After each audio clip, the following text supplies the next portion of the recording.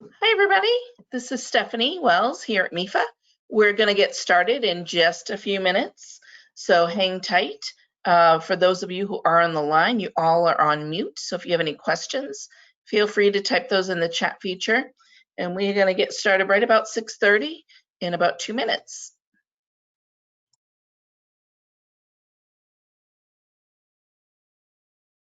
That everybody is on mute, so we can't hear you if you're speaking to us, but we are happy to take questions throughout the program. So just type those questions in the chat feature, and you can see your little toolbar is going to be right here. And so type those in the chat feature. And we also are recording this webinar, so we will send you a copy of the recording as well as a copy of the PowerPoint slides for you to use. So don't feel like you have to write down every website that you see here tonight, because we will be sending that to you. So right now I'm going to get started by introducing our next speaker, Amy Staffier. She is the Director of Financial Aid at Simmons University, and I'm going to make her the presenter right now, so just hold tight while I do this. There we go. Okay, so Amy has control. So as I mentioned, Amy's Director of Financial Aid at Simmons University, and she does lots of financial aid nights for us in the community, volunteering on her own time. So we want to thank Amy for coming tonight. Really appreciate her being a guest speaker for one of our financial aid nights. And with that, I'm going to turn it over to Amy, but feel free to stop and ask questions throughout, and I will stop Amy and let her know when we have some questions, and I'll be answering some as we go as well. So I'm going to turn it over to you, Amy. Thank you so much for joining us tonight.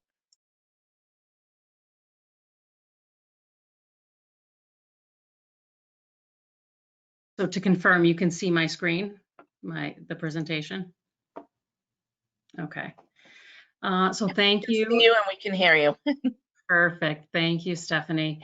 Happy to be here tonight. As Stephanie said, this is something that I really enjoy doing this, because I know this can be a stressful process for people, whether or not it's the first time that you're going through it. And since this is something that I do day in and day out, I feel, it's my duty to kind of give back and talk about the financial aid process. Just a little bit about MEFA. If you don't know, they're a not-for-profit state authority. They were, as you can see in the slide, created back in 1982, and it was really at the request of, people in the state of Massachusetts at the rising cost of education. And they provide a lot of wonderful resources, not only to parents through things like these presentations, but they provide help to guidance counselors in the form of different presentations as well, and have products. Some of you may have a college savings plan, 529 plan, and they also have loan funding as well. And they're a place that I fully believe in, and that's why I've been volunteering for the past 20 years doing presentations like these. So tonight we're really just going to go through all of the steps. It's a really robust presentation talking about the different types and sources of financial aid. We will review the applications and that process, as well as looking at some sample financial aid awards and talking about how decisions are made. And then, of course, learning about, paying and those various options that are available. And we'll talk about some free resources as well. So starting off first with the very basic slide with the types and sources of financial aid. So there's really three main types of financial aid, and that would be grants and scholarships, right? That's your free money, does not need to be repaid. I would say fairly often the distinction between the word grant and the word scholarship, oftentimes scholarship is related to some sort of merit of some sort, and that grants oftentimes are need-based. Not always, but I would say oftentimes that would be the distinction in those two words. And then there are some federal work study, and this is something that over the years has been something that is confusing oftentimes to students and to parents. You know, how is that really financial aid? But federal work study is actually money that is allotted from the federal government to institutions, and it subsidizes a student's job on campus. So that's really why it's considered financial aid. And then, of course, we have federal student loan funding as well.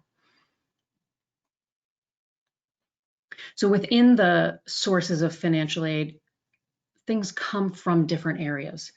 We already heard from the federal government, the work study funding, the loans, but there are some federal grants as well. One that you may have heard about in, you know, in the news and stuff is the federal Pell Grant. That is really for the lowest income families, you know, across the nation. And I would say typically students who are receiving a Pell Grant come from families with income of 50,000 or under, just to kind of set a baseline for that. We've also included that there are tax incentives. It might not come to mind right away that that is a source of financial aid, but there are some tax incentives for the amount you pay for tuition, which is a savings on your tax return. So we've included that there. Additional information, the studentaid.gov website. What I like to say with the government is, you know, they don't always get it right, but when they do, I will put that out there. And they have put a lot of time and effort into putting some pretty good information on that website, some really good tools, particularly with regard to loans and loan borrowing, as well as they have done a lot of work with their form, which we will talk about, the FAFSA form, to kind of simplify that and provide a lot of help there. The state of Massachusetts also has some funding. This would be for students who are residents of the state of Massachusetts and who qualify. So they have something called the Mass Grant. It is very similar to that federal Pell Grant, where it is for the neediest families. It's a smaller level scholarship than the Pell Grant. And it's based solely, just like the Pell Grant, it's based solely on completing the FAFSA form and based on a figure there called the expected family contribution, which we will talk about. There are some scholarships like the John and Abigail Adams Scholarship and some tuition waivers for public universities. The loans, you know, when I was at Harvard, we did have some of the Massachusetts no interest loan, which is the loan program. But it was a really small amount that we had that we could allot to Massachusetts residents. It was about $30,000, and at Simmons, we don't have any of that funding. So sometimes I just like to give some background information. Don't expect, oh, that there's definitely loans and that it's at every institution that a student might be at. And then other agencies, you know, outside scholarships, so private funding. We've given you some information here of places to search for outside scholarships. Typically what I hear, so back when I first was doing these presentations, you know, you had to go to a library and kind of search, but there have been these websites which have collections of outside scholarships. And the one bit of feedback that I hear from students is that it can be overwhelming. So you go in and you're filling out a profile about, well, I shouldn't say you, your child is going in and building a profile about themselves. They're filling it out, right? And so from that profile, they're searching their database of outside scholarships to see, do you fit the criteria for any of these scholarships? And then they will email you, you know, with the information of the ones that you look to qualify for, like the basic qualifications. And so if any of the scholarships have very basic information, let's say you need to be a Massachusetts resident, you know, and that's it, or a Massachusetts resident and female, whatever the qualifications are, that it can be overwhelming because there's so many. So it's really up to the student to kind of weed through and decide, is it worth the work to go through and fill out the various applications and go through the process? And which then does beg that question, is it worth the work? And so I'm going to circle back to that question when we look at sample financial aid award, because that is the best place to be able to really show how it can be worth the work. I would also note that, through your high school guidance office, oftentimes there is information about local scholarships.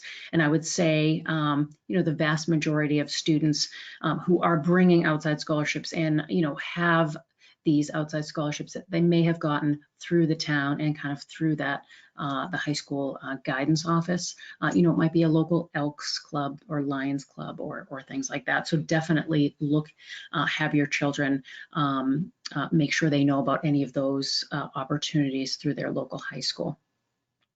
And then colleges and universities themselves, so institutional aid, grants and scholarships, and oftentimes this may make up the most significant portion of aid that a student's receiving.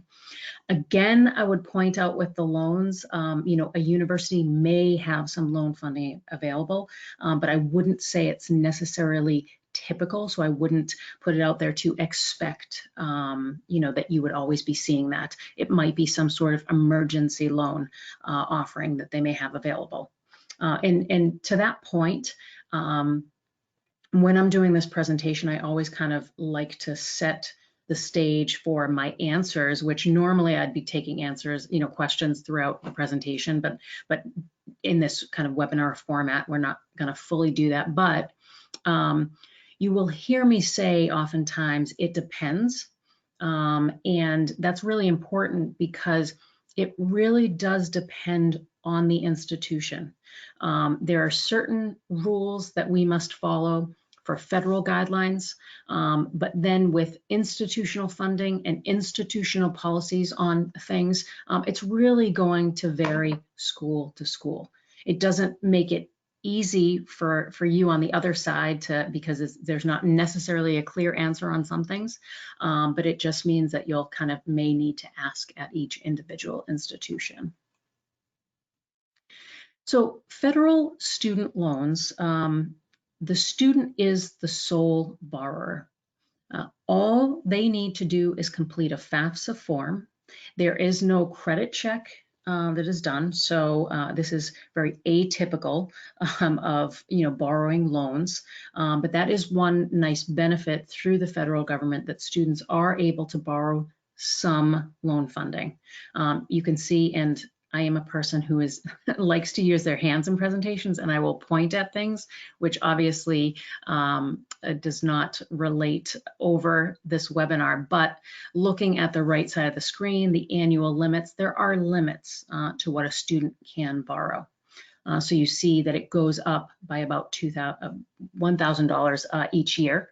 The 55 first year to 65, and then 75 for junior and senior year.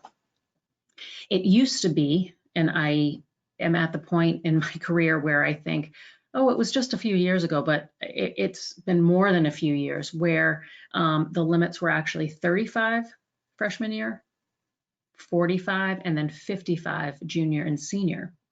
And again, rising cost of education and people saying the loan limits should be increased. And so what the federal government did was they increased them by $2,000 each year, and that $2,000 could only ever be an unsubsidized loan. So the difference is subsidized. So in that first year, if a student is eligible for subsidized funding, they could only ever get $3,500 subsidized and $2,000 unsubsidized. Subsidized meaning that the federal government is subsidizing or paying the interest on the loan for the time that the student is enrolled. An unsubsidized loan would begin accruing interest from the time the loan is dispersed, typically, in the fall and September, and the interest can be paid quarterly, or the interest could be capitalized, which means you're adding it onto the loan. So If you can pay that interest while it accrues, obviously that's better, because if you're capitalizing it and adding it on to the loan, there's interest on interest. So you end up paying more for that loan. For the interest is set each year by July 1st for the upcoming year. And then that loan for that year, so for this current year, 2021, the interest rate is 2.75%. This is actually the lowest it has been in 15 years, which is wonderful. I don't yet know what it will be for next year, for 21-22, but I can say that you know, the year before this, it was just under 5%. The year before that, it was about 5%. So it's not as if, you know, it was at 10% and now it's all of a sudden dropped down to the 2.75. So even at the just below 5 or 5% really isn't too bad. As far as repayment goes, there are no monthly payments on the loan principal while the student is enrolled. Typically, a student is going to go into repayment on their loans 6 months after they graduate. That's when the interest would begin to accrue on subsidized loans and they go into repayment on the loans. And I say typically because for most students, that's how it goes. If a student withdraws or takes a leave of absence for more than 6 months, their loans would go into repayment. If they come back to school and re-enroll, at least half-time, they can defer payments and defer interest on a subsidized loan. This is also, I think, an important figure to talk about. If a student borrowed, right, these loan limits, right, so borrowed the maximum amount over the 4 years, they would have borrowed about $27,000, which equates to about a $300 monthly payment. It's a standard 10-year repayment. Which really is a reasonable amount if you have looked at kind of the average graduating salary of students coming out of college. This is something that is kind of well below what is said. Oftentimes people talk about this rule of 8% of trying not to have a student loan payment that is more than 8% of their gross monthly income. And so that would be below that. So I think that's important to highlight that and give some context. The federal loans have various options attached to them when a student is in repayment for deferment, meaning you go on to graduate school, you can defer those loans. Another nice thing is you can make payments on the loans. You could pay the whole loan off like earlier than that 10 years, and there's no penalties or fees for doing so. We haven't yet talked about need, but the subsidized and unsubsidized difference is, as long as there is need there, and I'll kind of, I guess, circle back to this, and when we talk about the cost of attendance, a student's going to be offered that subsidized loan, and so you would see two separate line items: subsidized direct loan, $3,500, unsubsidized direct loan, $2,000. And if a student is not eligible for any sort of need-based grant aid, they are still able to borrow one of these loans, but it would just be fully unsubsidized. So now the next two slides, I'm going to discuss how financial aid is awarded. So the first, we'll talk about merit-based. So this is aid that is given to a student for some particular reason. So maybe it's an academic reason. Maybe it's an athletic reason, or maybe, you know, the student is a super oboe player and the school needs, you know, an oboe player, and so they're offering that aid for that reason. No matter what the reason, it should be clearly stated, typically like in an admission letter. It should be clearly stated, you know, why they've received this scholarship, and then is there anything that they need to do in order to retain that scholarship? Does it renew? And if so, is it an academic scholarship? Do I need to maintain a certain GPA in order to have it be renewable? That should all be clearly outlined on the letter. I would suggest having your child make sure they really read the letter. Sometimes the font can be small, but make sure they know what it is that they need to do. Sometimes a student may need to have a separate application. Again, every school is different. Some schools, they may have merit aid and it's just part of the admission process as they're going through applications that they may award a merit scholarship. But I always tell students and families to make sure you're looking through the website, whether it's the financial aid or admission. I would look at both, and make sure there aren't other pockets of aid out there, other scholarships that might actually require an application, so some extra work. But sometimes those are, a full tuition and more scholarship. It's always important to make sure you're assessing and knowing all of the different options that the student might be eligible for, and that they may be earlier deadlines. Like I know we have a full tuition fees scholarship, and it does have an early deadline as compared to some of our other deadlines. The other way in which to award financial aid is based on need.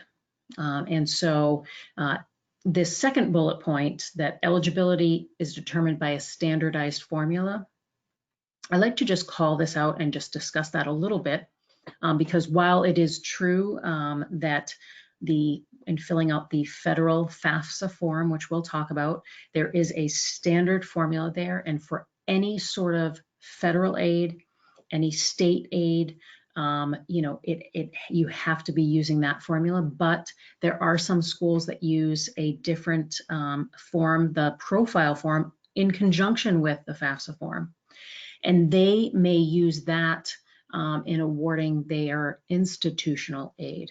And so it may be that you see a slightly different number as far as an expected family contribution. Oftentimes, actually, the profile kind of gives a better figure, a better assessment. They're very closely aligned, but I do just like to point that out in case, when you're going through the process, you saw an expected family contribution, which we'll talk about in the FAFSA form, when you received it, but then something different on the school's page. But know that they're bound, any sort of federal state aid has to be based on the FAFSA expected family contribution in that formula, but institutional aid, again, may be slightly different. And this would include grants, loans, and work study. And I'd say a good portion of aid is based on need. And then this last bullet point, again, it's the fun federal government kind of inserting themselves in the process. So students must be making what is called satisfactory academic progress. And what exactly is that?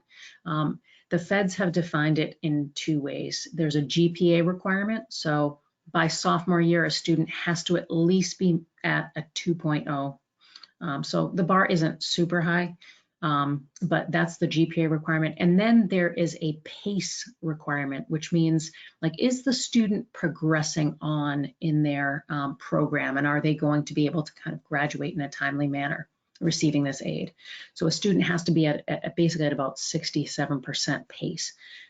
That really is, if you look at how many credits a student enrolled in, and then if they've withdrawn, right, so they didn't complete those credits, that difference, that percentage should be at above 67% or above.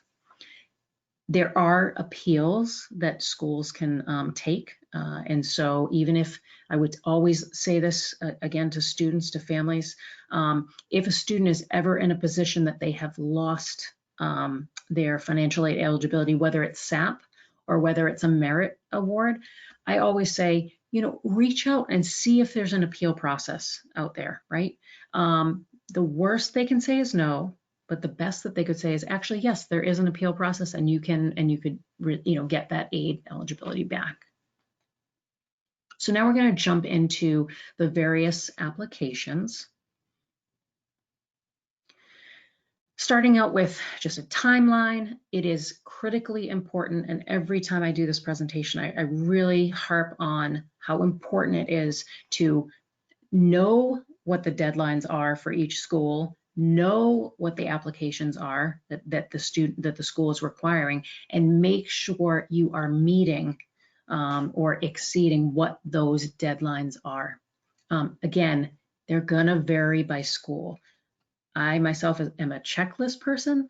I know that MEFA has an application manager to help you stay organized. I love writing on paper, so I would probably be writing that out, and each individual school, what forms are required and what is their deadline, so that I can kind of check that off and keep myself organized.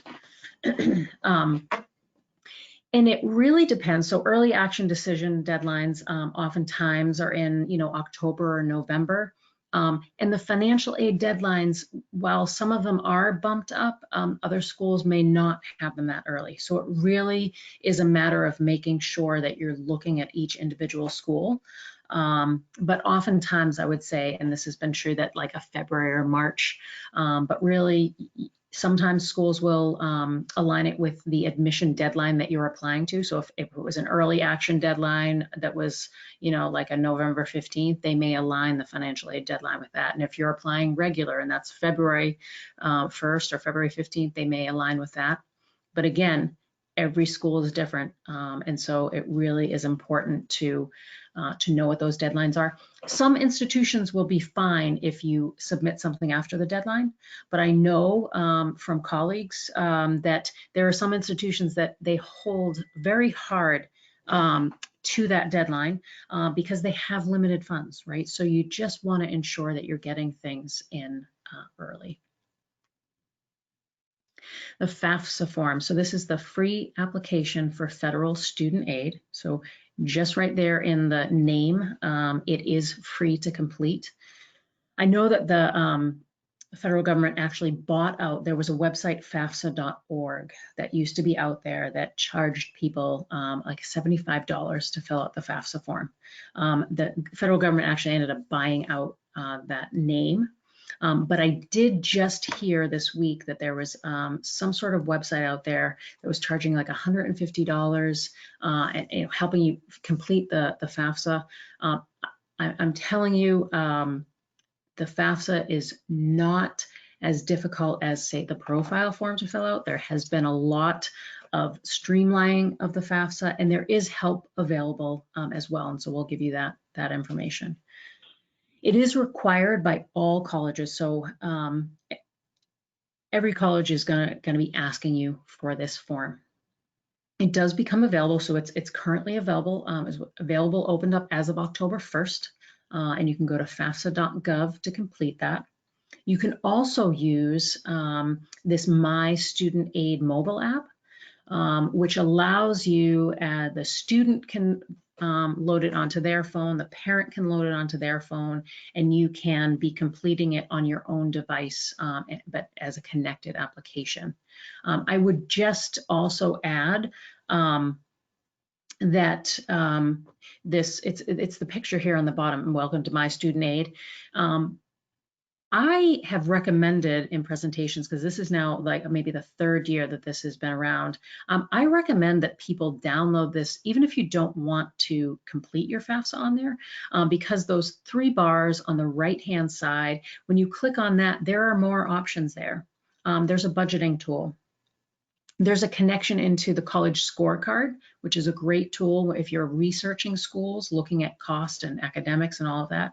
And then there's also a spot for My Student Loans. So as a student, if they are borrowing federal student loans, they would be able to access that right from their phone to see what they have borrowed, who their lender is, what repayment looks like, how much they've accumulated. That's a really important thing, to be able to have that access and be able to look at that.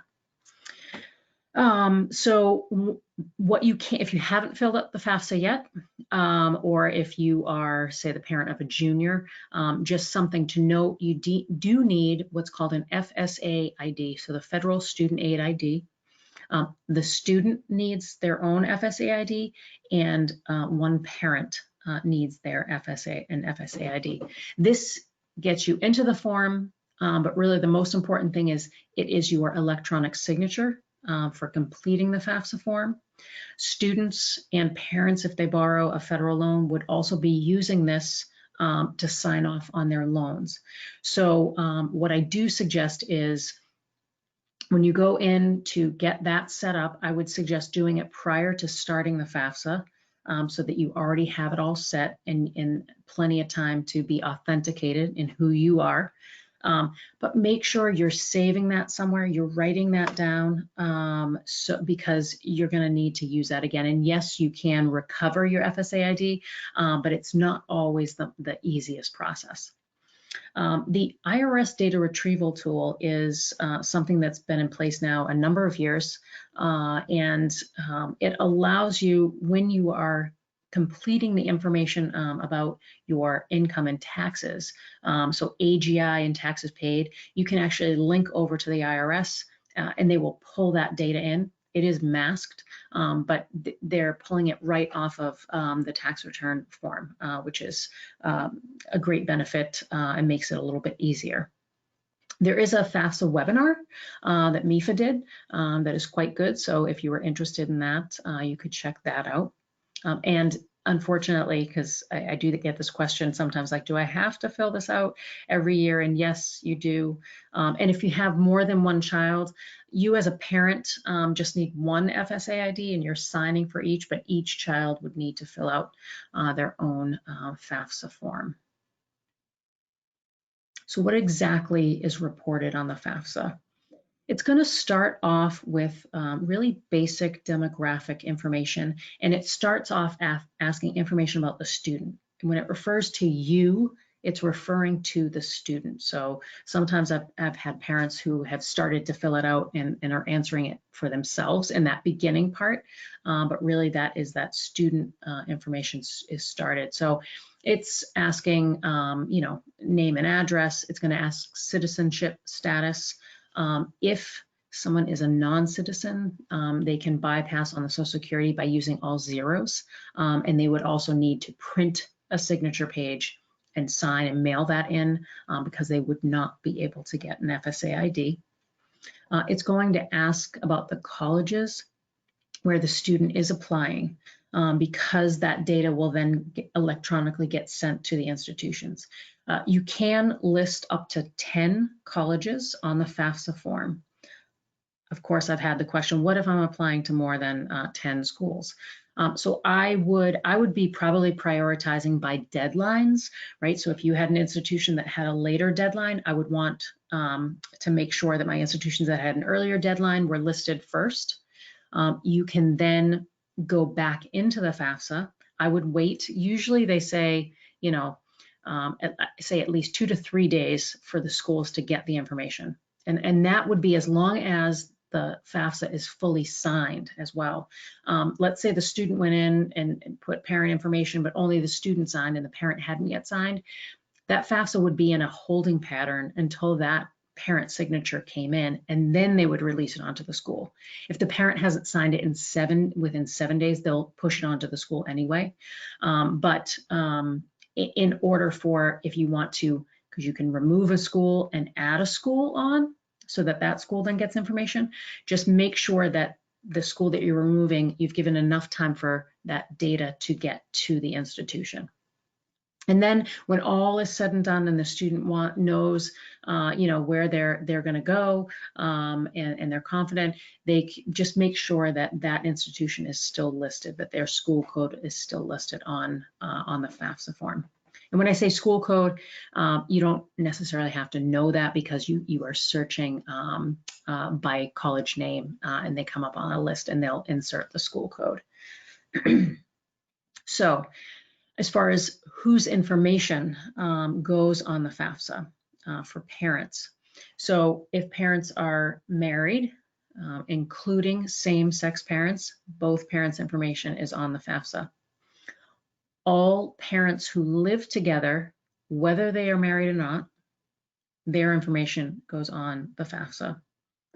In the case of divorced or separated parents and they are not living together, because I have had instances where people are living together, even though they're saying they're divorced or separated, it's the custodial parent, and that would be typically who the child lives with more. If that is still 50-50, who provides more support, that is the custodial parent. And if that custodial parent is remarried, their spouse's information is required to be on the FAFSA as well. Legal guardians or grandparents, they are not a parent, so their information would not be put on there. It's also going to ask about the number of people in your household, as well as the number of children that will be in college. And that's important because it affects the expected family contribution of how much a family is kind of expected to pay. We'll talk about that in just a minute. So the data that is going to be requested, it will be looking at financial, right? This is based on need. It's looking at financial information. So it first, as I said, asks about student information, demographic. It will then ask about student income information. If the student did not file a tax return, because it's going to ask about a tax return, you can just say did not file and was not required to file. But if they did file a tax return, you have that information on there. You could pull it in from the data retrieval tool. Otherwise, you would just be reporting income that they had. That's an element on there, even if they didn't file a tax return. It asks about both taxed and untaxed income. So something that is probably a more typical type of untaxed income that we see is, for instance, I put money into my retirement account through my paycheck, right? And it is put on my W-2 form. It's noted there. So that amount would be considered untaxed income. And the FAFSA form actually walks you through what sort of untaxed income is considered. And then it is going to be asking, oh, and just noting here, so this was a great change that happened a number of years ago under the Obama administration, actually, where it used to be that the FAFSA opened on January 1st, and you were using income from the year that had just ended the day before, basically. So if you're the parent of a senior right now, you can imagine how stressful that would be, right? The FAFSA doesn't open until January, and you would have to be reporting income from 2020 that had just ended. You likely do not even have your W-2s yet. So it was very, very stressful for that incoming process. So under the Obama administration, the FAFSA opens on October 1st now, and we're using what they call prior income. So it's 2 years back from the year that the student will be starting in school, the 21-22 year, so 2019 income. So most everyone has their 2019 taxes done by that point in October when the FAFSA opens up. So it makes it a much smoother, easier, and less stressful process. They'll also be asking about assets. So this is any sort of savings, checking, investments, other property. So you'll note here in the third kind of bullet down, your primary home value is not included as an asset, but if you own a second home, the value of that property minus any debt, right, against it, that should be included as an asset. Additionally, 529 accounts, those are treated as a parent asset. The student is the beneficiary. It's actually better because the student assets are assessed at a higher rate than parent assets. So that really actually is a benefit. Unless the 529 account is in like a grandparent's name, then you wouldn't be reporting it. But if the parent opened that 529 account, the student, the beneficiary, it is a parent asset. As far as what else not to include, so the primary home value, the value of your retirement funds. So on the income side, the money that you put in the year to retirement, right, that is counted as untaxed income. But on the asset side, the value of your retirement is completely excluded, as well as life insurance and the value of a small family business, which is defined as 100 or less employees that you own the business more than 50%.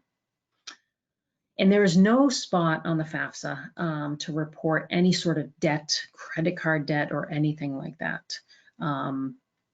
On a different form, on the profile form, that captures a lot more data, but on the FAFSA form, that is not captured in the formula.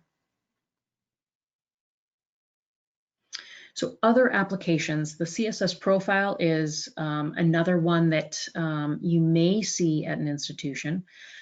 I want to say there's about maybe 230 to 240 institutions that require the profile form. Again, as I spoke about a little bit earlier, this is really something they would use it's just in awarding their own institutional funds. If you've ever filled out the profile before, it asks for a lot of information. The FAFSA will seem like a breeze compared to the profile form, because it really does ask for a lot of information. There is a cost associated with completing the profile. It's $25 for the first school, and then $16 sending to each additional school. I will note, though, that there is a fee waiver that is available. And what they say is that if you were eligible for a fee waiver for the SATs, then you would be eligible for the fee waiver for the profile, and you just go through a process in the beginning of this application. It also becomes available October 1st. And a big difference with the profile is that it does capture non-custodial parent information, not on the same form, very completely separate, but there's a separate non-custodial profile form where it's capturing all of that information. And there is a profile webinar recording that MEFA has. So if you go to their website and click on events, you can find that recording, and that would be helpful. It's probably a very small amount of institutions that actually have their own financial aid application. Actually, when I got to Simmons in 2018, they had an application, and I ended up actually getting rid of it because it didn't seem that it was all that helpful. And it seemed actually like a stumbling block in the application process. And so I found different ways to be able to get at the information that we were getting out of that form. But it is, again, it goes to making sure you know what it is that the school is requiring you to complete, or your child to complete, because it may be that they have an institutional application, and maybe they're trying to collect data to award some sort of endowed funds and get data points that they're not able to get off of the profile or the FAFSA form. So after you have applied and submitted for the FAFSA, the institutions, the colleges, as well as the state of Massachusetts, are going to receive the data electronically. Really, just by noting that you're the student is a resident of the state of Massachusetts, that data automatically goes over to the state to see if they're eligible for any state funding. The student, as well as a parent, if they've put their email address on, is going to receive something called a student aid report. This is really just a summary of everything that was provided on that you put into the FAFSA form. So I suggest just looking through that and making sure that it's correct. I've had instances where someone hit an extra zero, and that can make a big difference. So just make sure that everything seems accurate. And then on this third point here about contacting the financial aid office with any special circumstances. So let me just dig into that a little bit, particularly in this pandemic that we're all living through. There may be people who their 2019 tax information and what they looked like as far as their financial strength may look quite different right now in the current moment. And that 2019 that you're required to use doesn't represent where you're sitting right now. There may be job loss and things like that. The financial aid office themselves, so you have to use that 2019 information to apply, but the financial aid office themselves can use something that's called professional judgment. So we are able to utilize a different set of data. So maybe it's using 2020 information, tax information, but every institution has a different process. So you will need to reach out to the institutions themselves, each individually, their financial aid office, and just ask what their process is. Explain that, what your situation is, and then ask them what sort of special circumstance process they may have in place. Some may ask you to send it before, but I would expect the large majority of institutions are going to tell you to, once you've actually received a financial aid award, at that point, go through any sort of appeal process. So number 4 here, colleges may request something called federal verification documents. So when you apply through the FAFSA form, students are randomly selected to have their data verified. It's been a lot easier now that we have that data retrieval tool and we can upload the information. Students and families can upload that IRS tax information from right from their tax return. So that eases verification, but there may be other documents that are required. You'll be notified on that student aid report if you've been selected for verification. And then the school is then responsible for following up and telling you what it is you might need to submit. Some schools will ask you to submit that before they do any sort of financial aid award or package, and some schools will collect that after the fact, and they'll do kind of an estimated award based on the data that you filed with. And then colleges are going to review all of the information that they've received, and they will then determine what the student's financial aid package is. So this goes a little bit deeper into verification.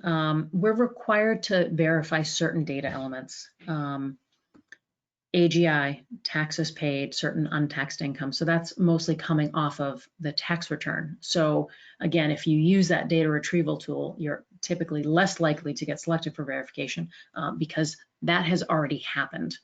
If you're not able to use the data retrieval tool or you don't want to for some reason, institutions would ask for either a transcript, which is free to request from the IRS, or they can now request a signed copy of a student's tax return or a parent's tax return, signed copy. Some institutions, so as I said, you're selected for verification off of the FAFSA form, and it's really the Department of Ed that is selecting in this random process. But colleges also have the ability to select a family for verification. So if there's something that doesn't quite seem accurate, it may be that the college is reaching out and saying, we've selected you for verification. And we're actually, if we do that, we're required to go through the exact same process as if they were selected by the Department of Ed.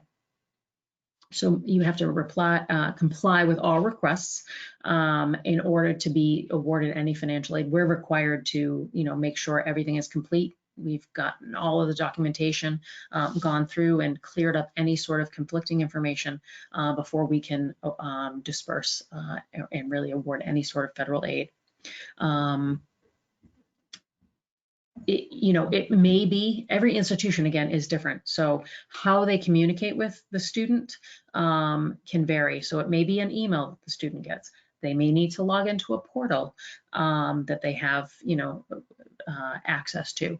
So again, every institution is different, but just keep eyes open for any communications. Typically, it's going to come through email, whether or not, it's fully in that email, or you then have to log into some sort of portal.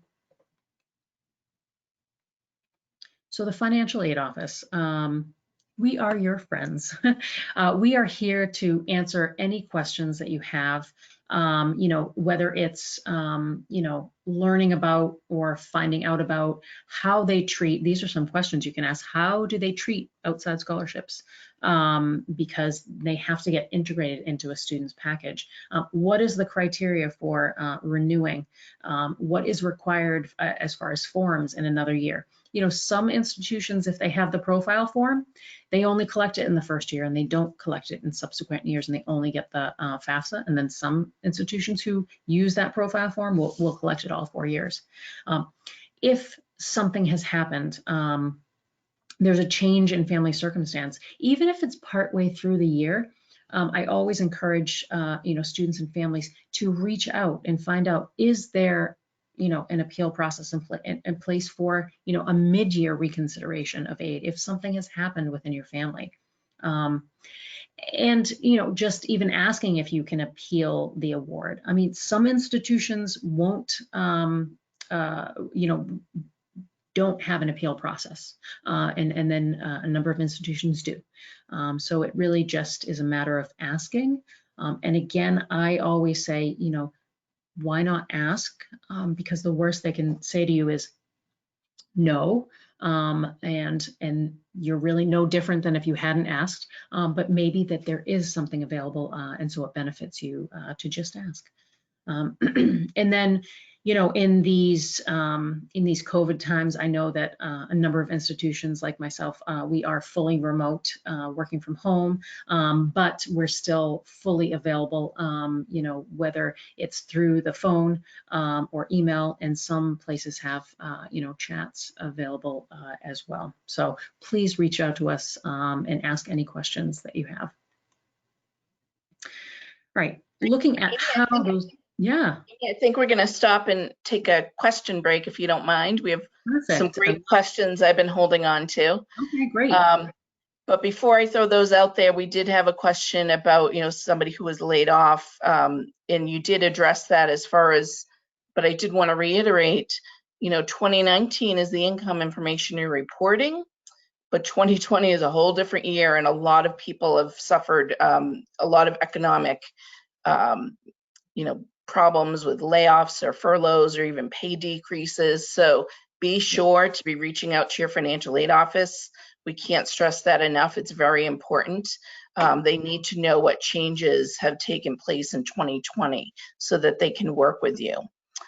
So with that said, I do have, we have a few questions and they're very good. So first is, we had a few questions about the adding colleges to the FAFSA. So can you address, you know, if they have more than 10 colleges to add to a FAFSA, or maybe after they've submitted the FAFSA, the student applies to another school, can you add a school on later on? Sure, that's a great question. Yeah, I mean, when you fill out the FAFSA, all you need to have is one school on there. And we know that students, I've worked with plenty of families that a student down the road decides, oh, I'm going to apply to these other schools. So once you submit that FAFSA and that information goes off to that institution that you've put on there, whether it's 1 or 10, you can go back into your FAFSA, log in, and then go to that section, right to that section that is the school, and you can add in a school and then resubmit, and that institution is going to get that information electronically. Now, if you're in the situation where you've got 10 schools already listed and you need to add 2 more schools, again, I just stress that give it at least like 3 days.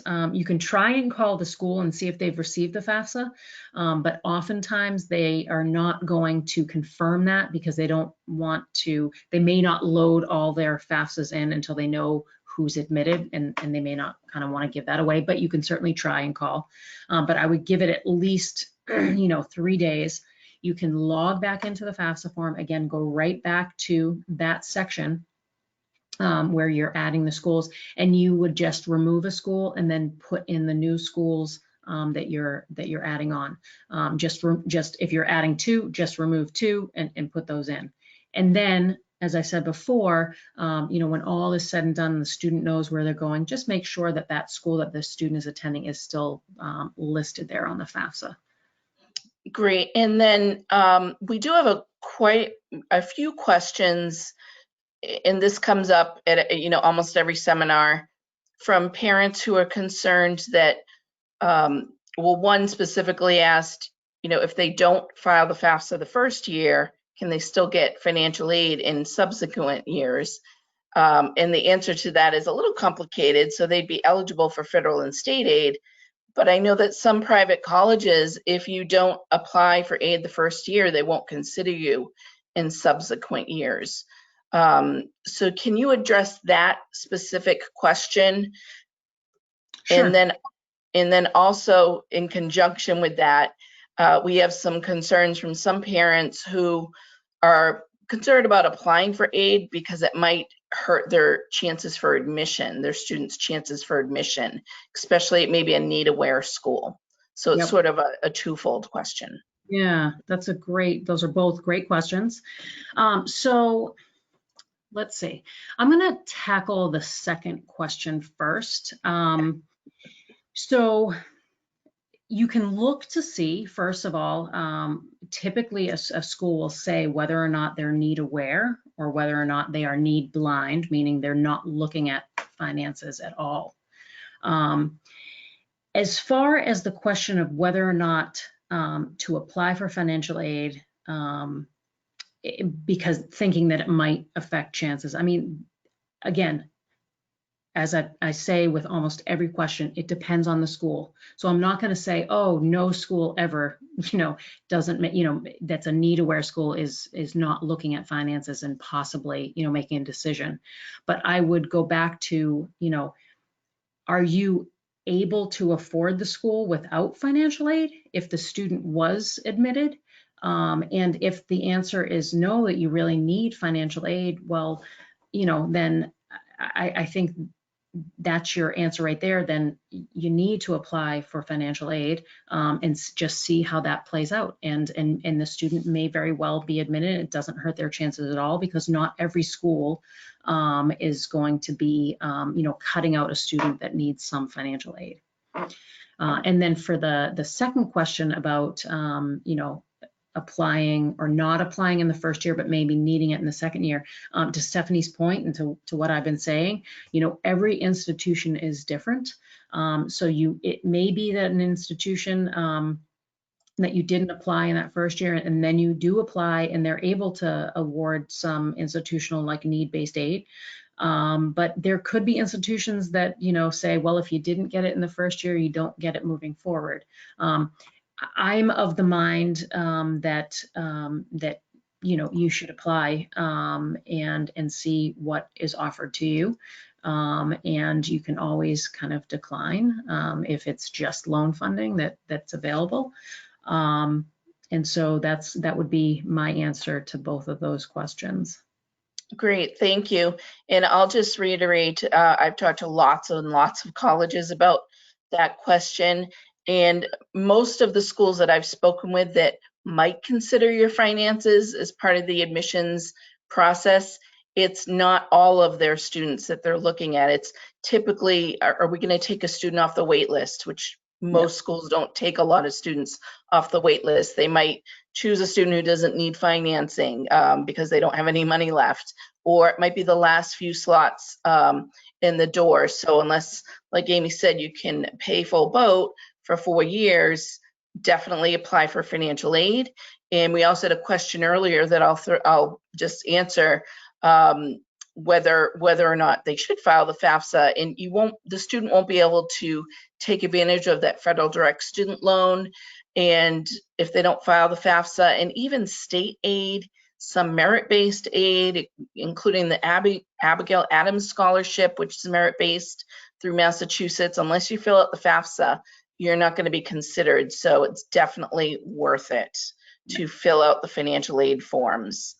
So I think that helps us out for now. We can keep going, Amy. And we have a couple others, but I'll save those towards the end. Great, thank you. All right, so how financial aid decisions are made. All right, so I kind of spoke about this cost of attendance figure. This is part of the very basic financial aid formula. The cost of attendance takes the billed expenses or direct expenses, so tuition and fees, room and board, and then it includes estimates for things like books and supplies, transportation, personal, right? So these are estimates, and it gives families a better sense of what that 1 year is going to cost for school. So it's not just, oh, here's what your bill is. We're including other figures. Not only does it give you a better sense of what that 1 year will cost, but an increased cost of attendance generates more financial aid eligibility. The other part of the financial aid formula is the expected family contribution, which I've kind of referenced just slightly. But this is being generated from the FAFSA form. So all of that detail in the income and asset of the parent and student. A good way, or I would like to say, here you hear this expected family contribution. Sometimes people see that and think, oh goodness, like I can't pay that for 1 year. And a better way to kind of think about it is this amount that the government thinks the family has the ability to absorb 1 year of college costs. So it's not always just that, oh, you can take that right out of your pocket and pay that. Again, as I referenced in the beginning, it's the same federal formula used for every family. Some institutions will use from that profile form the institutional formula, and that's only for awarding their own funds. The basic premise in financial aid is that the family has the primary responsibility in paying, that financial aid is not there to take the place, but to help supplement and help meet the gap. The EFC is not necessarily what the family will pay. It is lowered if there's more than one child in college. So let's say your expected family contribution was $10,000. If you had 2 students in school, it would be $5,000 for each student. There is an EFC calculator if you want to look at that and see what that looks like if you haven't already filled out the FAFSA, or I would even just suggest just going in and filling out the FAFSA. But that is on MEFA.org. And then that is, when I saw this bullet point, that wasn't in the presentation years past, but the EFC formula is on this IFAP website if you're interested in looking at what all goes into that. So this is the basic formula, taking that cost of attendance figure, you subtract the expected family contribution from that, and that leaves you with your student's financial aid eligibility. And sometimes this is also referred to as need, right? So if we go back to that loan slide and the difference of receiving a subsidized versus an unsubsidized loan, it all is based on this figure, this financial aid eligibility. And from this figure, if you subtract out any grants and scholarships that the student is receiving, if there is still a positive number here, there's still financial aid eligibility, they're going to be eligible for a subsidized loan. If there's no eligibility left, that's when they would be offered the fully unsubsidized loan. So colleges they're going to fill in on a financial aid letter, fill in with various sources. So if you're eligible for federal or state aid as well as institution, you'll see all that on an award letter. So this is one slide that has never changed probably in the 20 years that I've been doing this. But I always say you are never going to see on a financial aid award letter, you'll never see this kind of barrel, but it really works for the example. So at this college, the cost of attendance is $45,000. So the first thing that goes into the barrel, right, is the expected family contribution, $5,000. So that in the formula, if you take the EFC of 5,000, subtract that from that cost of attendance of 45, that leaves financial aid eligibility of $40,000. So this particular student is receiving some grant and scholarship aid. They are eligible for the $5,500 in student loans. And then they've been given an allotment of a ceiling, we call it, of earnings for work study of $2,000. And if you quickly add those figures up, you would see that it doesn't meet that full $40,000. And so there is this unmet need figure of $5,000. So for this student, for this college, the cost is looking like the $5,000 expected family contribution plus that $5,000 of unmet need. Now, this is where I just want to stop for a minute. I want to go back to the outside scholarship conversation, but I also want to point out that, again, that cost of attendance has estimates for things like books, personal, travel sometimes is included in there. So it may not be fully $10,000 that is coming out. It all depends on those estimated costs. But to the question of, is it worth the work to apply and try and get outside or private scholarships? And this is where I like to have that discussion because you can visually see it. Most institutions, if there is unmet need, are going to allow you, if you have outside scholarships, to go against and to reduce that unmet need. So let's say a student had their heart set on this particular institution, but that unmet need figure for their family, it was a little bit too much. If they received some outside scholarships and were able to chip away at that, then it becomes worth the work if that's the institution that they really wanted to go to. We saw a question in an earlier slide of asking the financial aid office how they treat outside scholarships. So we are bound by federal regulations that we must account for all resources, including outside scholarships, within that financial aid eligibility figure. When I first started in this profession, over 20 years ago, there was a lot more where if outside scholarships came in, they might have reduced loans or maybe some, grant. But there were a lot of organizations that really kind of put out there and advocated and had institutions even sign on to say, you know what, we'll first let it go towards unmet need. Then if that's gone, then we'll reduce loans. And then only if we get to a point where there's nothing else that we can reduce, will we reduce grant or scholarship aid. So it's still worth asking an institution, but I would say the good majority of them will allow it to go towards that unmet need first, if there is any. And the unmet need in EFC is the family's responsibility.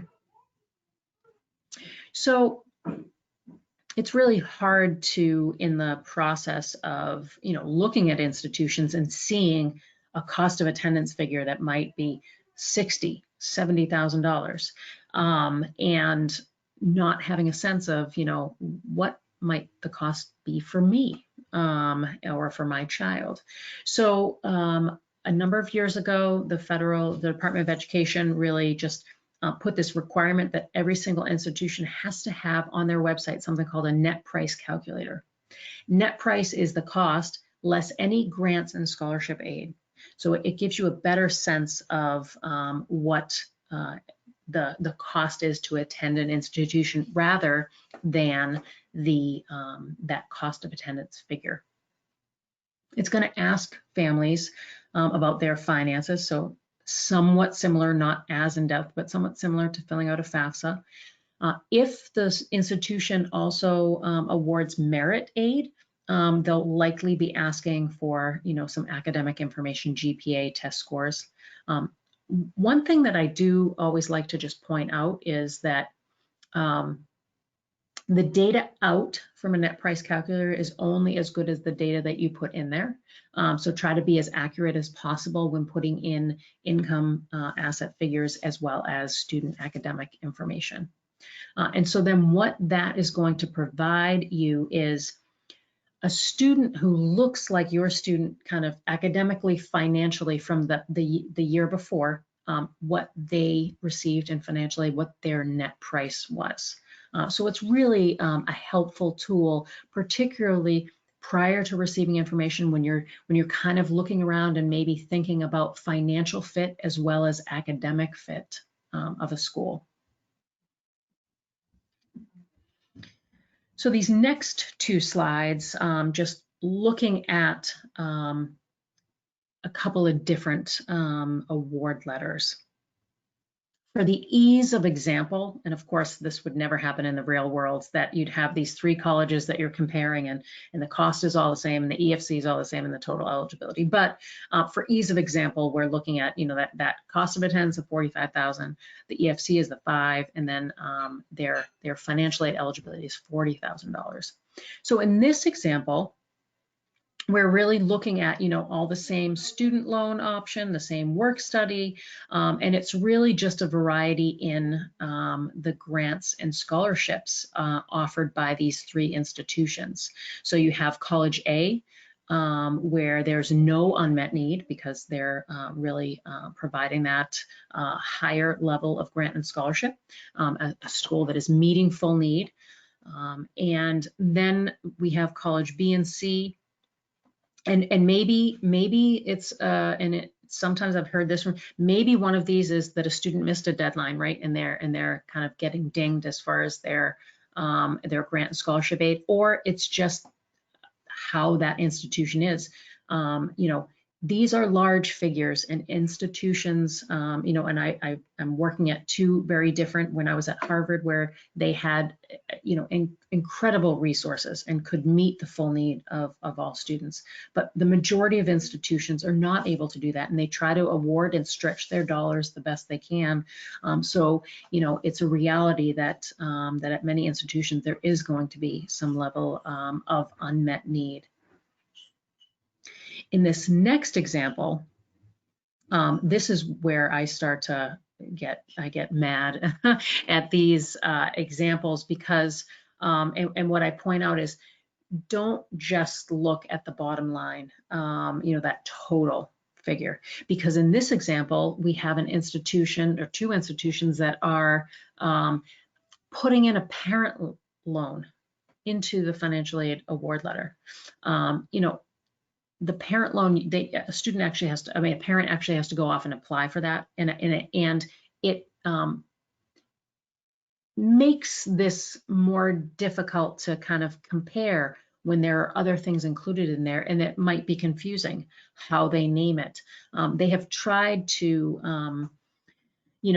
the Department of Education has tried to create templates so that there's more standardization in award letters, but that has not fully come to fruition. So sometimes it can be confusing to try to read through, and you might think, well, let me just look at that bottom line total figure, but make sure you're looking at each and every data element.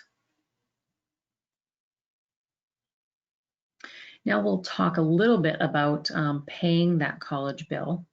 Amy, before you go, we do have one question, and I know we're at over at the hour point, but we're going to keep on going because this is so great, and we're so lucky to have Amy here. But if anybody does need to drop off, we are recording this. So quick question about financial aid. And does it vary between if you apply early action or regular decision? Are you more likely to get more aid as early action? So if you could just address that, that'd be great. Sure. And again, unfortunately, I'm going to have to say it depends, because every institution could have a different way of doing it. I know at my institution, it doesn't matter if you apply early action or regular, we have the same financial aid formula. And I would say at, a good majority of institutions are that way, but it could be at an institution that there might be, some little bump up. Applying early nets you something more, but unfortunately, there's no list of institutions that may be the case. So, I always find it hard when, I'm being as honest as I can, but it really would depend on the school.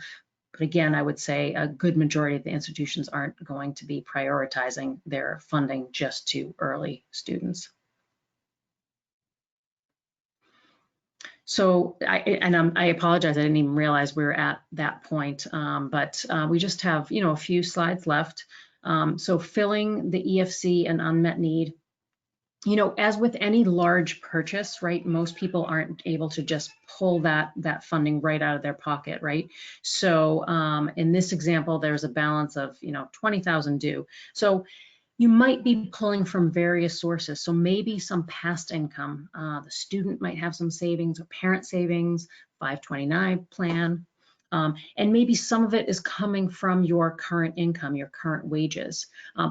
A great thing that most institutions have is now a payment plan. So rather than back when I went to school and it was a payment in the fall and a payment in the spring, there are payment plans available through the school. Usually there's no interest. You might pay a fee of like $35 to $50, but you're paying monthly over the course of the year. So that's quite helpful. And maybe some of it is coming from future borrowing. A private education loan. So this would be above and beyond what that student is borrowing. And it doesn't have to be from one of these areas.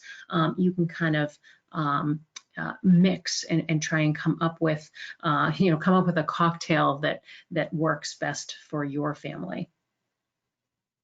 So I love this, important kitchen table conversations. I always say that it's so important to involve your kids. Again, this is my thought. Obviously, every family dynamic and situation is different, but I think it's important to pull students into the conversation and try and have it as early as possible. But if you're, trying to figure out finances, does starting at a community college save some money? There are some wonderful scholarships available for students who do well and transfer from a community college to one of our state institutions. Thinking about how many children do we have to send off to college, and what does that cost look like? So often I've seen where so much is put into that first year and trying to make it work, and just remembering that it's more than that, and there might be more children as well. Looking at and engaging, I would say, your child in that conversation of, hey, what are you thinking of doing, and looking at what those loan payments might look like, and what, starting salaries, in a certain career, or even just an average coming out of school. As a student thinking about graduate school, oftentimes there's less scholarship and grant funding for grad school. And so what kind of loan borrowing might the student be taking on there? And again, really looking at what I do when I sit down with families, I'll look at a variety of financial aid letters.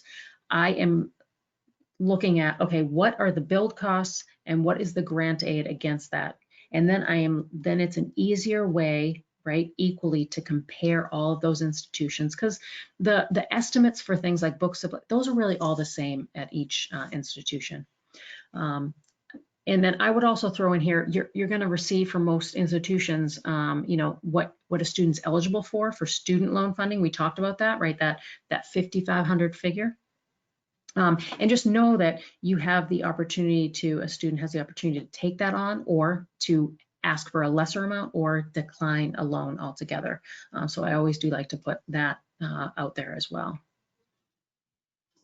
So some of the options here in Massachusetts, so I was just in that last slide talking about some opportunities, so the mass transfer. So transferring from a community college right to one of our four-year public institutions here in Massachusetts. And it's guaranteed credit transfer and tuition credit. So certainly something to look into. The website is right there. And then for certain programs that are not offered at the UMass system, that there can be a tuition reduction for out-of-state costs. So looking at that as well. free resources, FAFSA Day. So actually I am one of the tri-chairs of FAFSA Day Massachusetts. Normally each year we have, probably over 30 events at institutions and high schools across Massachusetts. But in this kind of virtual world that we're living in, what we are doing this year is we are hosting 7 virtual events starting actually once a month, starting in October through February. We are also offering 2 events that will be fully in Spanish. A very short presentation where we're walking through the FAFSA, and then just an opportunity to ask questions. If you've started the FAFSA and you're kind of at a stumbling point, or you haven't even started, this is a great resource. So if you go to fafsaday.org, you can see those dates and times. The first one we have coming up is next Wednesday, so we're very excited about that. Mass Edco is another place where you can kind of get free financial aid help. So again, you can always reach out to a financial aid office and also places like MEFA, but the Massachusetts Mass Edco is a great resource, a free resource for financial aid help. So what you can do now, I'm trying to speed up, is get that FSA ID for the student and parent if you do not already have one. Make sure you're researching deadlines and required applications for every institution. Register for other webinars through MEFA. They do a great job with hosting not only these college financing, but after the acceptance webinars, which are really helpful because you may, at the point where you're receiving financial aid letters, think, what was it exactly that Amy said? And so to have the opportunity after you receive that to attend an event. And just keep yourself updated on, different blogs that MEFA has, and looking at kind of college and admission timeline as well. You can also connect with MEFA on social media. They're always posting great updates and kind of timely information. So keep yourself connected there. So I don't know if there are any lingering questions, and I apologize if I kind of went on a little bit too long. It was great, Amy. Thank you. We do have a couple questions. And, if we were in person, this is about how long it would take. It would actually take longer. We're usually at a high school for a couple hours. So this is par for the course. And it's great information. So, and everybody's hanging on. So it's great. Thank you. So if a student goes to community college and then transfers to a state school, they can still get financial aid at a community college, including the federal student loan, correct? Yes, they can. And there is something with that mass transfer that if you have a certain GPA too, that you can get a scholarship for that state institution, but you also are absolutely eligible as long as you have at least half-time enrollment for any of the federal aid. That is kind of the bar. As long as a student is at least enrolled half-time, they're eligible for funding. Excellent. And then I have another good question. How are Coverdell education savings accounts reported? Are they reported as a parent asset, like a 529 program? That is a great question. Those are in the parent's name, I'm fairly certain, and so they would be reported as a parent asset. Great. Thank you, Amy. And I don't have any other questions right now, but so I just want to open it up to folks to type in a quick question if you have some. We'll just leave the line open for another minute in case there are any last minute questions. Great. And while we are waiting for some questions to come in, I do want to thank Amy so much for joining us tonight, taking time out of your busy schedule. We really appreciate it. And thank everybody else for joining us. So we do have, what's the difference between a parent and a student asset? So the difference between a parent and a student asset, typically who is holding that asset, right? So a student has a savings account or a checking account at their local bank and it's in their name, then that would be their asset. And so in the example of the 529 plan, it is the parent's asset because they own that. The student is the beneficiary, but they have set that up and they own that asset. So that's really how I would kind of define the distinction between the two. Excellent. Thank you, Amy. So I don't see any other questions coming in. So I'm going to go ahead and thank Amy once again and end the webinar for everybody. So thank you for joining us. Tomorrow we'll send you a link to the recording of this webinar, as well as a copy of the handouts, so the PowerPoint slides that you see. But feel free to call us at MEFA if you have questions. We're here for you beyond tonight, 449 MEFA. And you can also email us, and if you needed to set up a one-on-one appointment, you can do that as well. But thank you everybody for joining us, and have a great evening. And bye, Amy. Thank you. Bye. Thank you.